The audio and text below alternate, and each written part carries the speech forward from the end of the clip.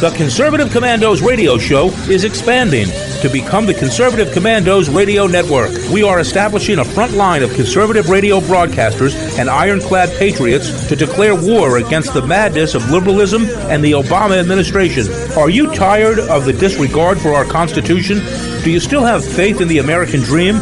Are you looking for sensible, smart radio? If so, listen to the Conservative Commandos radio network every weekday from 11 a.m. to 7 p.m. and Saturdays from 2 to 6 p.m. on WNJC Radio, 1360 on your AM dial, or around the world on the internet at WNJCradio.com. Check out our website, ccrsnetwork.com, for rebroadcasts and network updates. We are the Conservative Commandos Radio Network, where now even more newsmakers go to be heard.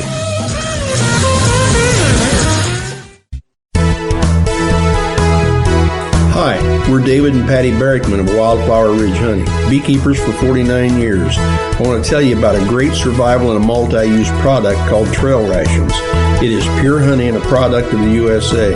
Trail Rations comes in a food-grade 12-ounce, very durable and reusable pouch, ready for immediate use or for long-term storage, because honey is the only food that never spoils.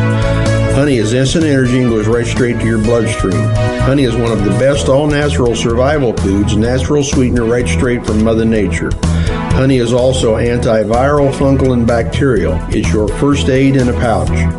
Carry one in your backpack or your bug-out bag. Find us on Facebook, Wildflower Ridge Honey, or call 765-641-9972, 765-641-9972. You can call the Conservative Commandos radio show at 856-227-1360. Your opinion counts at 856-227-1360. This is Congressman Alan West, and you're listening to the Conservative Commando radio show.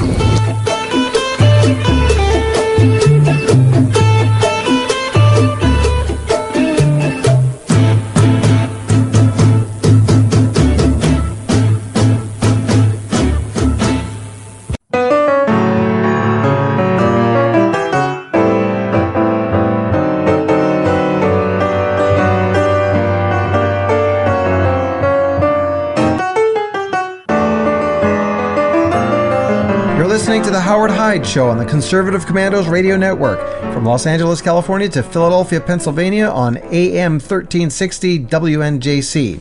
This is your weekly magazine to turn you into a citizen economist, an informed voter, never again to be a victim of demagogues, charlatans, and other politicians.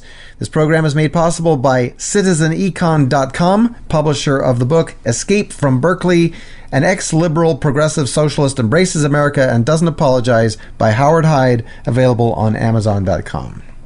Now, regarding the sit-in in the House of Representatives last week, the Democrats' temper tantrum in the House of Representatives is just the latest sad reminder of how far the party of Harry Truman, John F. Kennedy, and Daniel Patrick Moynihan has fallen. From leading a bipartisan foreign policy projecting American strength to advocating tax rate reductions and social policy rooted in traditional Judeo-Christian morality, they are now reduced to reliving their imaginary glory days of occupying university administration buildings during their youth in the 1960s, while relentlessly pursuing a policy mix that is catastrophically destructive, not only to the country at large, but specifically and especially to the very people that they claim to champion. The not-so-great society welfare state has reduced multiple generations of Americans, disproportionately blacks, not just to infantile dependency, but to social and familial disintegration that even slavery had not accomplished. Democrats' minimum wage laws and anti-business regulation take a baseball bat to the kneecaps of any black youth uppity enough to try to step on the first rung of the economic ladder. Everywhere the Democrats hold unchallenged power, like Detroit, Chicago, Los Angeles, D.C., the misery index, together with murder rates, especially via gun violence, are off the charts. And yet, they have the gall to engage in a sanctimonious and self-righteous media stunt in demand of policy that not only runs counter to the fundamental constitutional law of our society, but which in our country has the most noxious racist origins. Gun control hardly existed in the United States until a group of Klansmen got together and decided that allowing blacks to own guns after the Civil War had put them on an equal legal footing with all other Americans was an intolerable idea. Now, I'm grateful to have been able to extricate myself from the spell of this cult into which I was largely born by virtue of concerted study and soul-searching over many years. But it shouldn't take a genius, or any amount of scholarship for that matter, to figure out that the Democratic Party of today is at war with anyone and everyone who is not already a member of their elite upper echelon of power brokers. Black, white, Hispanic, gay, transgendered, even if you're liberal, you can go to hell if you don't toe the ever-shifting party line with absolute loyalty. And oh, what a price for that loyalty. Daniel Patrick Moynihan, respected Democratic senator, warns that a 25% illegitimacy rate is potentially devastating to the black community. What happens? He is denounced as a racist, the welfare state metastasizes under Democratic design, and the black illegitimacy rate, together with the black murder and incarceration rates, triples. A black man is nominated to the Supreme Court, but because he's not a cheerleader for affirmative action, he is subjected to a high-tech lynching at the hands of white Democrat senators, including former members of the KKK. Joe Lieberman speaks out publicly just a little bit too forcefully in defense of Israel and is purged from the very party that nominated him to be their vice president, even before his term would have run out had he been elected in 2000. Gays and LGBTs decide not to be sitting ducks, buy guns, join the Pink Pistols, and get vilified by the Democrat Lieutenant Governor and soon-to-be Governor of California, Gavin Newsom. Meanwhile, Democrat Party designated gun-free zones morph as they must by the inexorable laws of human action into open kill zones, and yet we are admonished never to let it enter our minds against evidence as literally self-evident as blood, bombs, bullets, bodies, and the terrorists' own consistent, scripturally validated and repeated words that Islam has anything whatsoever to do with it, or that we ought to have the right to defend ourselves in a worst-case scenario. Now, Marxists have long dreamed of the day that the oppressed proletariat masses of America acquire the consciousness of their own collective power and rise up against their capitalist oppressors. But while they have made quantum leaps toward this goal in the last 2 or 3 generations, accelerated in the last 7 fundamentally transformative years, the reality may be, in fact, the opposite. That is, they, the Marxists, may live in terror that millions of people whose lives they have destroyed, may finally turn their wrath against the ones who have treated them the most contemptibly as pawns in their game. Now, Ronald Reagan, campaigning for governor of California in 1966, in reference to the sit-ins, the occupations of university property, and other unlawful disruptions at UC Berkeley, had this to say. And it began a year ago, when the so-called free speech advocates, who in truth have no appreciation for freedom, were allowed to assault and humiliate the symbol of law and order, a policeman on the campus. And that was the moment when the ringleaders should have been taken by the scruff of the neck and thrown out of the university once and for all. And did you hear that cheer? That's 75% of Californians in 1966 agreeing with Ronald Reagan on that point. Well, it's never too late. Let's throw the bums out. Keep it right here. We got a great show for you. We're going to talk a lot more about connecting the dots to what's happening today with what happened in Berkeley 50 years ago. And we've got a terrific interview with Evan Sayet, author of The Kindergarten of Eden, How the Modern Liberal Thinks. You're not going to want to miss this.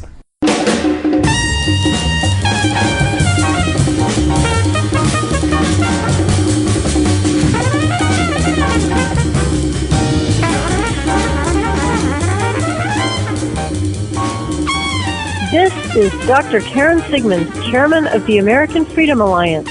You're listening to The Howard Hyde Show on the Conservative Commandos Radio Network. You're listening to The Howard Hyde Show, part of the Conservative Commandos Radio Network. From Los Angeles, California to Philadelphia, Pennsylvania on WNJC AM 1360. Write to us at howard@citizenecon.com. This program is made possible by the book Escape from Berkeley, an ex-liberal progressive socialist embraces America and doesn't apologize. Friends, our university campuses have become zoos of political correctness and radical Marxist-derived speech codes, entire departments dedicated to this or that group's grievance against white Christian America. We might be under the illusion that these developments are new and recent, but they go back at least 50 years. And among the myths that we have to bust here is the idea that the radical student leaders at places like Berkeley in the 60s and their disciples who are tearing down what's left of Western civilization and values on college campuses today are great visionaries, wiser than the reactionary and racist older establishment that they oppose.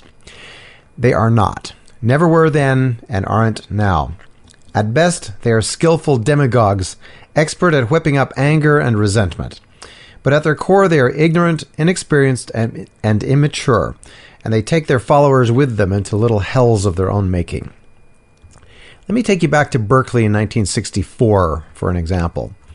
There may have been no one who expressed the spirit of rebellion and, in my humble opinion, intellectual confusion more forcefully than the so-called free speech movement's leader, Mario Savio, as exemplified by his speech on the steps of Berkeley's Sproul Hall on December 2nd, 1964, in response to the disciplinary action that was taken against the leaders of the protest action of 2 months earlier. We were told the following: if President Kerr actually tried to get something more liberal out of the regents in his telephone conversations, why didn't he make some public statement to that effect? And the answer we received from a well-meaning liberal was the following. He said, would you ever imagine the manager of a firm making a statement publicly in opposition to his board of directors? That's the answer. Well, I ask you to consider, if this is a firm, and if the Board of Regents are the Board of Directors, and if President Kerr in fact is the manager, then I tell you something, the faculty are a bunch of employees, and we're the raw materials. But we're a bunch of raw materials that don't mean to have any process upon us, don't mean to be made into any product, don't mean to end up being bought by some clients of the university, be they the government, be they industry, be they organized labor, be they anyone, or human beings. Friends, this pretends to be brilliance and profundity, but in reality it's just demagoguery piled on top of economic ignorance. We're the raw material? No, students are the customers of the university, who came to the university voluntarily, who wanted to be there in spite of having 1,000 other choices all around the country and around the world. Now, calling students customers of the university may seem to cheapen the relationship, to express it in crass commercial terms. Surely a liberal arts education is not the same thing as a gallon of gasoline, a used car, or a mortgage.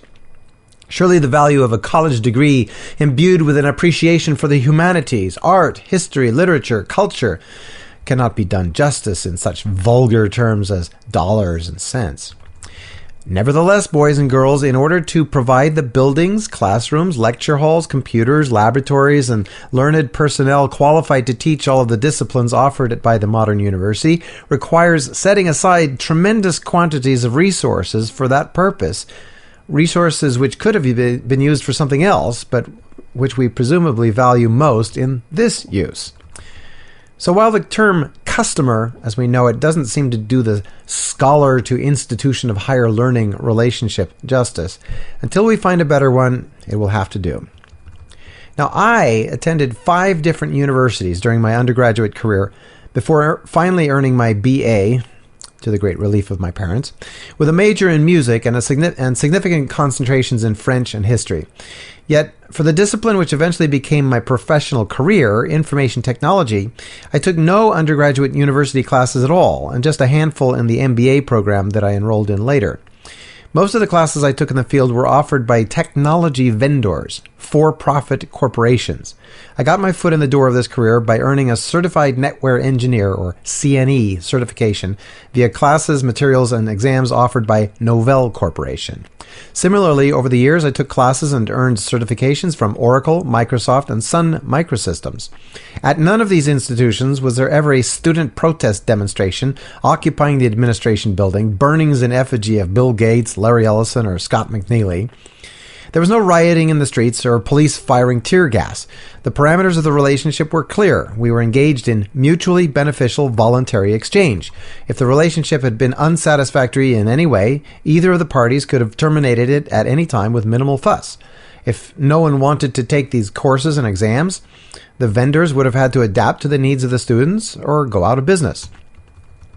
Mario Savio's indictment of the firm of UC Berkeley, with the Board of Regents as the board of directors, professors as employees, and University President Kerr as the manager, is simply a narrow and ultimately ignorant reading of what those terms signify. There's a time when the operation of the machine becomes so odious, makes you so sick at heart, that you can't take part. You can't even passively take part.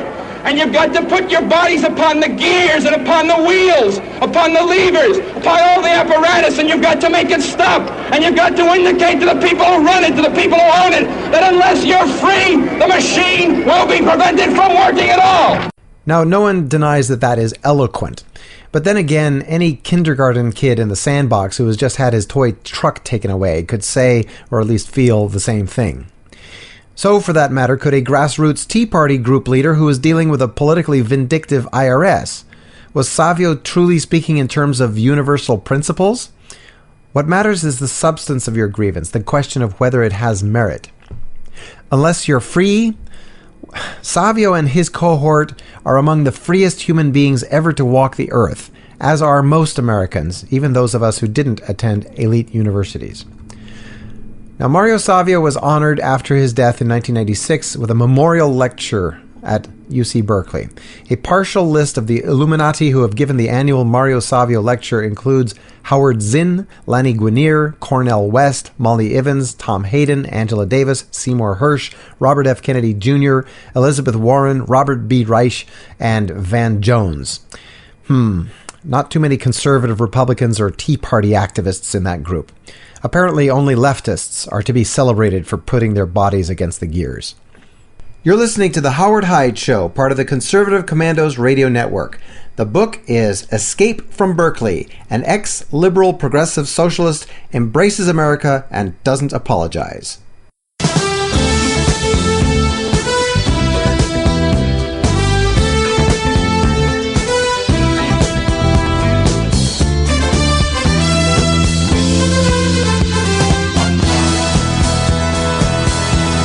Listening to the Howard Hyde Show on the Conservative Commandos Radio Network. From Los Angeles, California to Philadelphia, Pennsylvania, we are on WNJC AM 1360. This program is made possible by CitizenEcon.com, publisher of the book Escape from Berkeley, an ex-liberal progressive socialist embraces America and doesn't apologize. Write to me, please, at howard@CitizenEcon.com. Today we are joined by Evan Sayet, author of The Kindergarten of Eden, How the Modern Liberal Thinks. And welcome to our program, Evan. Thanks, Howard. Congratulations on the program. Well, thank you for being with us. So I want to set this up. I want to give the full exposition of the four laws of modern liberalism and their three corollaries, and then we'll back up and drill into each one, okay? Uh-huh. All right, so the laws of modern liberalism, according to Evan Sayet. Number one, indiscriminateness. The total rejection of the intellectual process is an absolute moral imperative. Number two, indiscriminateness of thought does not lead to indiscriminateness of policies. It leads to siding only and always with the lesser over the better, the wrong over the right, and the evil over the good. Law number three, modern liberal policies occur in tandem. Each effort on behalf of the lesser is met with an equal and opposite campaign against the better. And law number four, the modern liberal will ascribe to the better the negative qualities associated with the lesser, while concurrently ascribing to the lesser the positive qualities found in the better.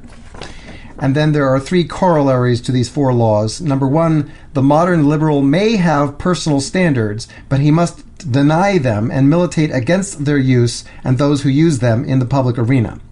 Corollary number two, the modern liberal does not and cannot seek to better himself or society. Instead, he must lower others and society to his level. And 3, the modern liberal has secondary policies that are meant only to somewhat mitigate the greater suffering that his primary policies created or exacerbated. Okay, so let's cycle back to law of modern liberalism number 1, indiscriminateness. The total rejection of the intellectual process is an absolute moral imperative. What in the world do you mean by that, Evan? Well, thinking, the act of actually thinking has been outlawed in modern liberal society.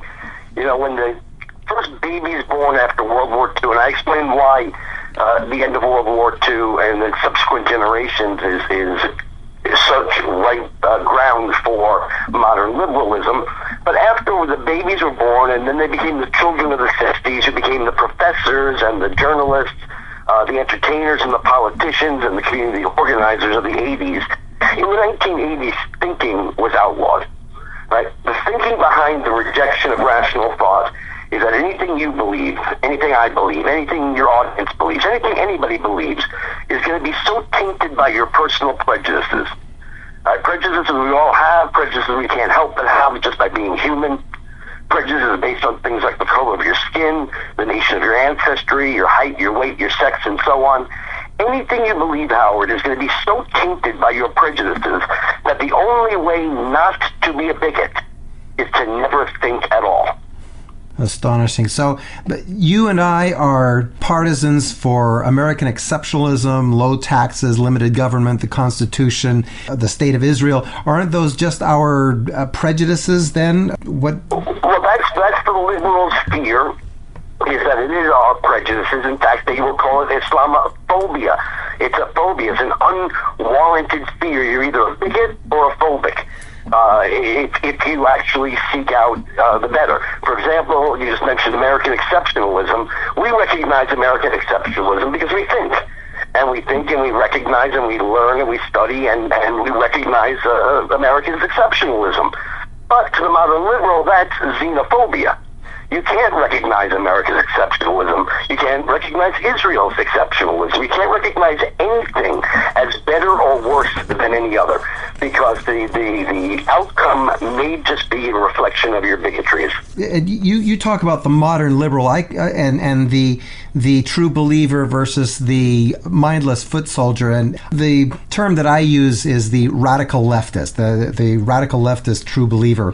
And a lot of the rise of that movement that took over the Democrat Party and then the rest of our society in the last couple of generations had a big start in Berkeley, in my hometown, in the 60s, in the mid-1960s, on a university campus. So you're saying that people who came out of a university environment, institutions of higher learning that had high standards for intellectual achievement in order to get in, is in fact a mindless zombie movement.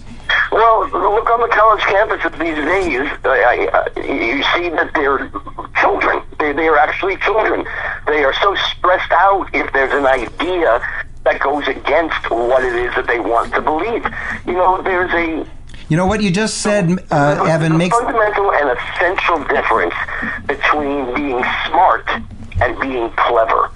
There's a fundamental and essential difference between being smart and being articulate. What you have are people who are extremely clever in how they manipulate words. They are extremely articulate, but what they articulate is their infantile beliefs. You know what you just said makes me want to crawl into my safe space and report you to the thought police for violating my trigger warning. All of the above, all designed to prevent actual thought. Just as shouting people down, just as making physical attacks against people like Ben Shapiro, not allowing alternative voices, not hiring alternative voices. This isn't thinking. This is very clever, and all the things you just mentioned are extremely clever. Trigger warnings. You know, there's actually no offense, but this non-offense might trigger a feeling of being offended, because there was no actual offense. You know, you think about how far they've lowered the bar to prove racism. Okay, on the one hand, there are no actual acts of aggression against blacks, so they they've lowered it by adding the modifier micro. Microaggression. Right? They're so tiny you need a microscope to see them. So somebody came up with this genius way of inventing racism because they need for there to be racism. Because if there's not racism, then there's something wrong with the black culture that is keeping them from succeeding at the same rate as other ethnic groups. But since you're not allowed to recognize any culture as bad or any culture as self-destructive, all cultures, therefore there must be something outside of the black culture. There must be racism. And when they can't find racism, they don't say, well, maybe it doesn't exist. That would require them to think. But they don't think. They already have their answer ahead of time. The answer is there has to be racism, because if there's not, there's something wrong with the black culture. And since they can't say that, and they can't find actual aggression against blacks, they cleverly invented microaggressions. Similarly, you can't hear any racist attacks against blacks. And so they've invented this thing called dog whistle. Right? No human No one can hear it. So if you don't hear racism, that's proof that there's racism. So you can't see it without a microscope, and you can't hear it because of the dog whistle, but it has to exist because liberals need for it to exist. You're listening to the Howard Hyde Show on the Conservative Commandos Radio Network. We're talking to Evan Sayet, author of The Kindergarten of Eden, How the Modern Liberal Thinks.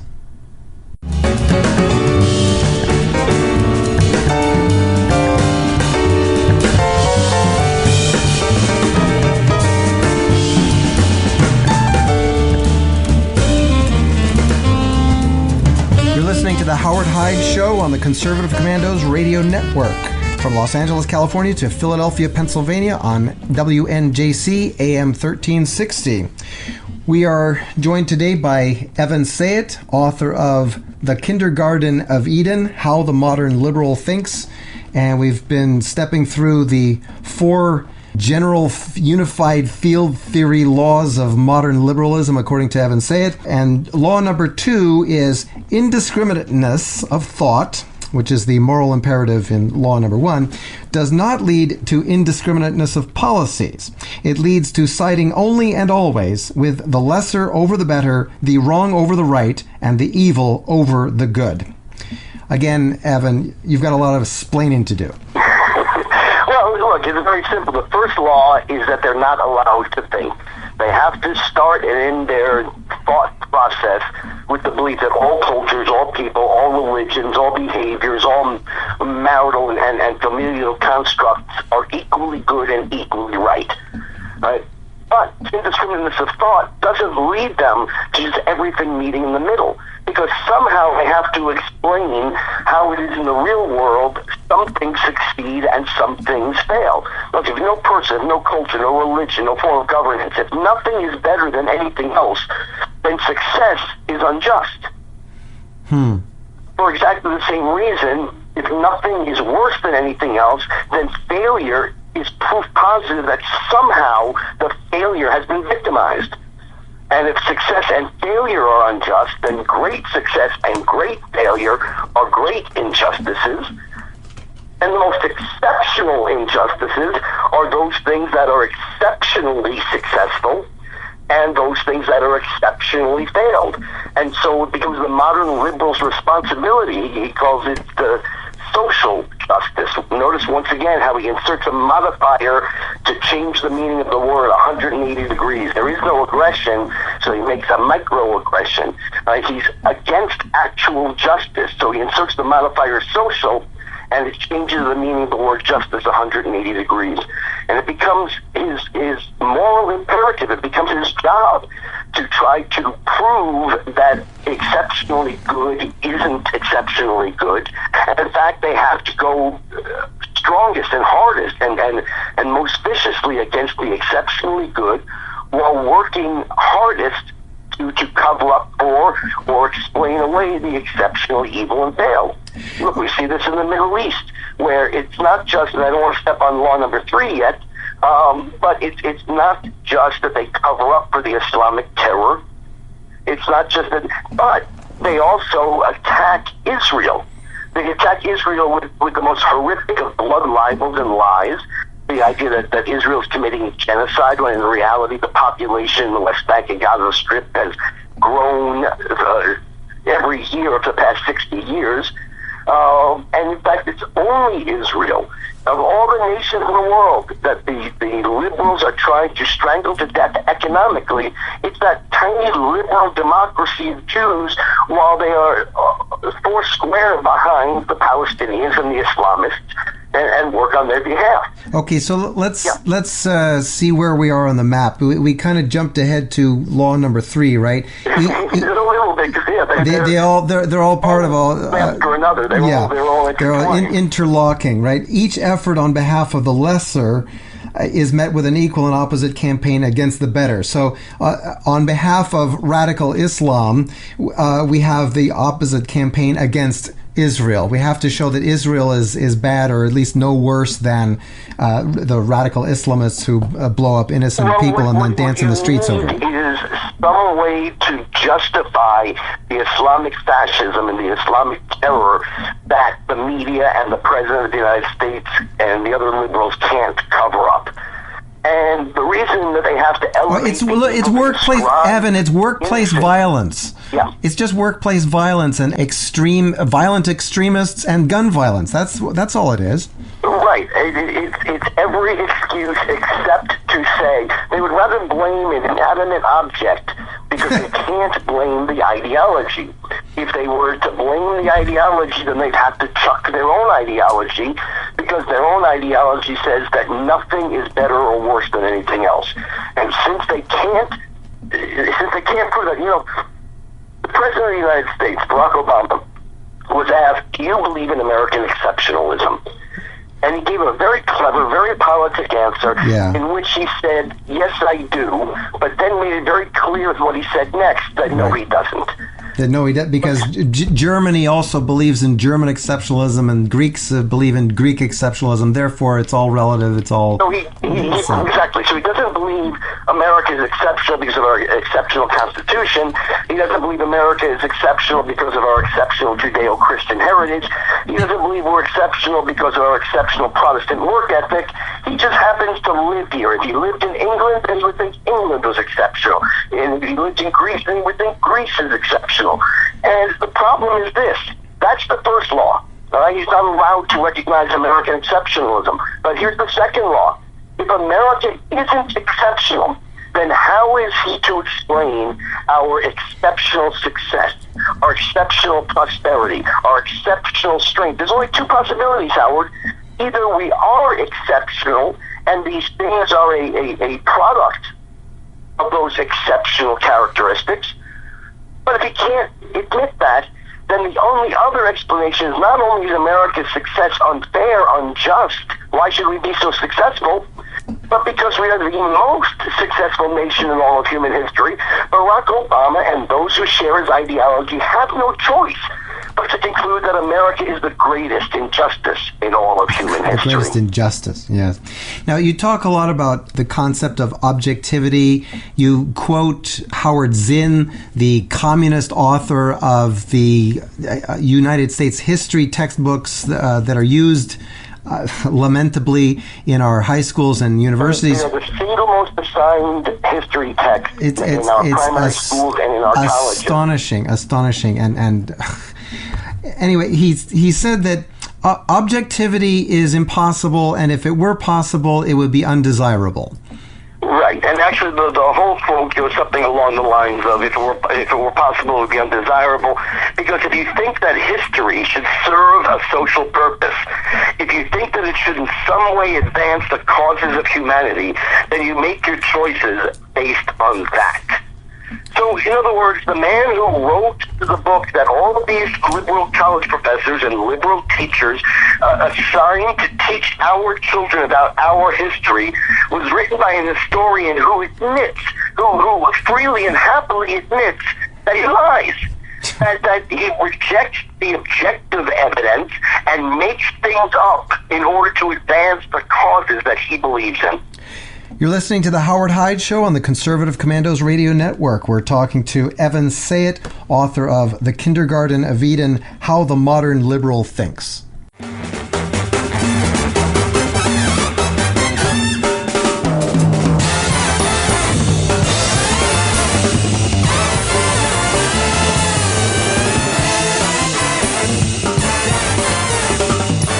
You're listening to the Howard Hyde Show, part of the Conservative Commandos Radio Network, from Los Angeles, California to Philadelphia, Pennsylvania on WNJC AM 1360. This is your weekly magazine to turn you into a citizen economist, a critically thinking voter, not a victim of demagogues, charlatans, and other politicians. And once again, we are joined by Evan Sayet, author of The Kindergarten of Eden, How the Modern Liberal Thinks. And I want to read off a few of my favorite chapter titles from this book. This is priceless. The Purpose of Purposelessness, A Pointless Point of View. Here's one if you're from the Kindergarten of Eden watching your classic Disney movies. It's ho hi, it's home from work, stay I. Then there's The Poor Rich Democrat, Fear and Loathing of Earned Wages. I'm a victim, you're a victim, he's a victim, she's a victim. Wouldn't you like to be a victim too? It's a little long for a chapter title, don't you think? So many of the chapter titles came from either songs or TV commercial jingles. Yeah. Right? Oh. Even Pointless Point of View is, I had my pointless point of view and life went on no matter who was wrong or right. Oh, okay. I missed that one. No, I drilled down deep into my lyrics. All right. Finally, liberal justice is blind and very dumb. But let's get back to the architecture of the book, okay? Laws of Modern Liberalism, number 4. The modern liberal will ascribe to the better the negative qualities associated with the lesser, while concurrently ascribing to the lesser the positive qualities found in the better. Right, because look, there are only two possibilities. Let's go back to Islamic fascism. There's only two possibilities. Either the Islamists commit their atrocities because there's something truly evil about Islam, or there's nothing evil about Islam. Then why do they commit their atrocities? Something must have provoked them. But it's not enough for that provocation to just be a little thing. You know, it's sort of like American law about justifiable homicide. You know, if your neighbor provokes you and you shoot him to death, and that provocation was he played his music too loud, that's not justifiable homicide. I've done that many times. Right? Well, it depends on what the music is. Yeah. But in order for your killing your neighbor to be justified, the provocation has to rise to the level of the violence that you used. Well, it's the same thing when the Democrats are trying to justify Islamic atrocities. It's not enough to just blame America or blame Israel. They have to ascribe to the innocent exactly the level of evil that the modern liberal is invariably championing. And so, why do they say Israel is genocidal, committing genocide? Why do they say Israel is apartheid when literally nothing could be further from the truth? Literally nothing could be further from the truth, and they know it. Well, did we talk about Freudian projection? Are they ascribing to Israel precisely what it actually applies to the enemies of Israel, the ones that want Israel wiped off the map? I don't see it as such. I think my answer is much simpler than some deep psychotic Freudian need. I mean, it's an actual practical and necessary step if you are a modern liberal. Again, if America is nothing exceptional, then they have to ascribe to us evil deeds to explain our exceptional prosperity. That's why they constantly talk about America being imperialist, when in reality, America is the least imperialist major power in all of human history. Yeah, the modern liberal is not just wrong, he's as wrong can be. 180 degrees. 180 degrees at every turn. Why does he ascribe genocide and apartheid state to Israel? Because the Muslim world is genocidal. In fact, they're committing genocide even as we speak, and they would commit further genocide if they weren't stopped by the Israelis. Right? And so in order to justify the Muslim genocidal and their apartheid nature, you can't get more apartheid than is Islam. You talk a lot in the book about the fact that liberals gravitate toward professions where they don't actually do anything. They don't mend, they don't manufacture, they don't plant, they don't sow, they don't really do anything. They gravitate to rhetorical and clever manipulations of words. Well, that's what I call it in the book. I call it the rhetoric industries. And you find the modern liberal is either in one of the rhetoric industries where they don't actually do anything. They just, like the actor, he pretends to be doing things. And it's very telling that the soldier votes Republican, but the actor who can only pretend to be a soldier is a Democrat. The college professor who lectures about capitalism but has never actually had a job, he votes Democrat. But the person who actually has the job votes Republican. The journalist who reports on the medical profession, they vote Democrat. But the actual doctors, they vote Republican. The people who do things because they have this real world check on their infantile beliefs. Right. It's a feedback loop of a testable hypothesis that actually brings back some information as to the rightness or wrongness of that hypothesis. Right. The person in the rhetoric industry never has to be right. They just have to be clever.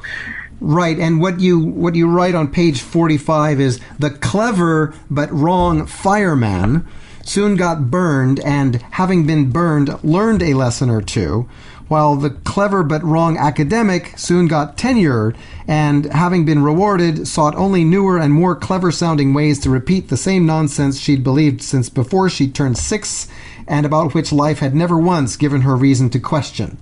You know, there's another way of looking at this, and that's even in these industries, entertainment, politics, journalism, and what am I leaving out? Academia. You'll find subgroups that do tend to vote Republican. In the entertainment industry, there are actually two subgroups. One of them is as physically beautiful in their own way as any supermodel, just as likely to have their poster on a little boy's wall as any actor or supermodel, gets just as rich, just as young as any actor, and yet they overwhelmingly vote conservative. Who are they? Professional athletes.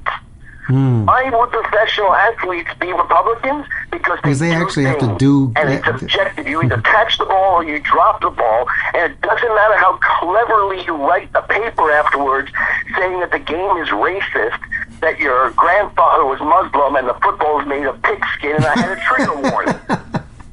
All right? The only thing that matters is do you catch the ball or you drop the ball. Reality check. Does no good, and the people who are nothing but rhetoric, they can't play professional sports. Okay, but aren't you a fine example to talk? What are you, some kind of stand-up comedian? Isn't that like 2 or 3 times removed from any useful work to provide for your fellow man? And you know what? That's exactly why it took me so long to become a conservative. You know, most people, what happens is they leave school, they get a job, and on that job, they more and more move to the conservative side. But because I was in the rhetoric industries, I didn't have that